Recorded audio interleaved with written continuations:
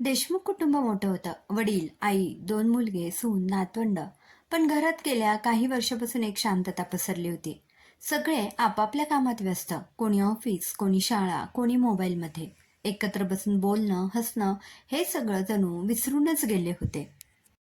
एक दिवस सकाळी आईने ठरवलं, आज संध्याकाळी सगळ्यांनी एकत्र जेवायचं. संध्याकाळी सगळ्यांना बोलावलं. आईने मोबाईल ही बाजूला ठेवण्याचे फरमान सोडले. तेव्हा सुरुवातीला सगळ्यांनाच अवघडल्यासारखे झाले. पण जेवताना जुने किस्से निघाले. मुलांच्या लहानपणीच्या गमती, शेजाऱ्यांच्या गोष्टी, एकमेकांच्या ऑफिसमधले किस्से. यात हसत खेळत 2 तास कसे गेले कळलंच नाही.